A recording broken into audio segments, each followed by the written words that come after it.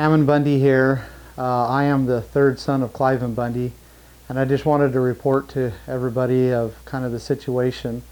I am flying again today. This will be the third time I've tried to fly. One time I was interrogated for over an hour and I missed my flight. I had my 12-year-old daughter with me, and they pulled us out of line and pulled us off to a disclosed area, and they began to interrogate us. They went through all our stuff. They frisked us, including sticking their hands down my pants, and they frisked my daughter, and it was an unpleasant experience, and it went on for so long that we actually missed our flight, and we had to just turn around and go back home.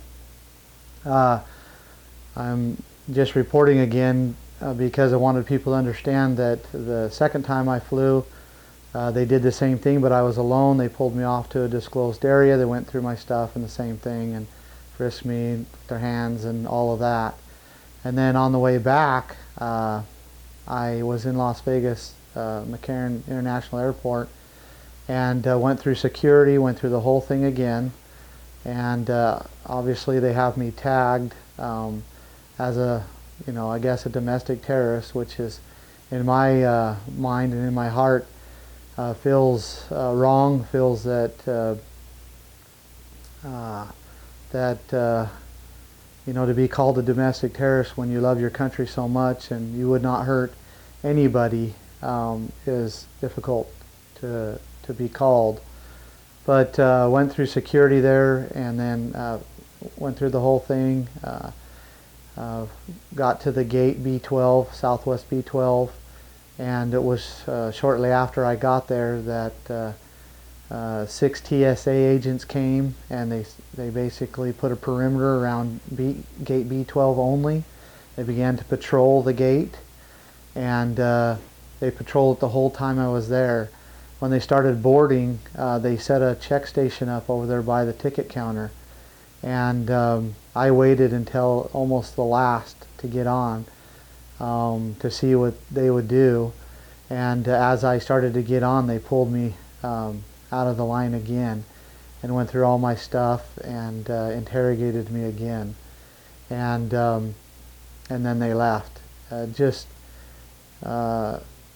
Again, just to be on some list that when I've never been prosecuted, let alone even charged with a crime. Probably the most serious crime that I've ever been prosecuted on was a traffic ticket, and I've always tried to look after my neighbors and help everybody I can around me.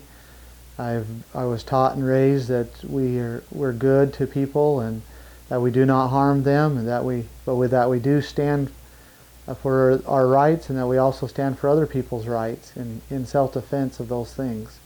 And that's what we did there at the Bundy Ranch. And for that, we have been labeled as a threat to society, a threat to the rest of Americans.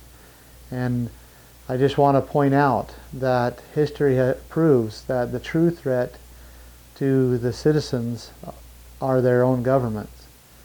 In the 20th century alone, over 170 million people have been mass murdered by their own governments.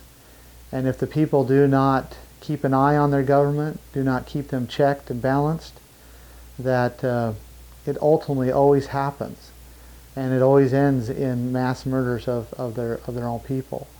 And I'm just calling on America today to look at what is happening, to look at the trends and look at the patterns, and you will see that our country, our federal government especially, is following the same patterns that other governments have followed.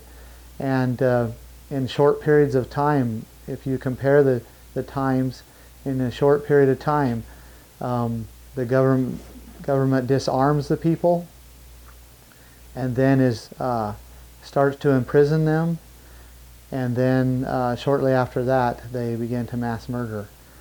And I know that sounds pretty extreme, but I just plead with you to consider the possibility and also consider history, because if we don't understand history, we're destined to repeat it.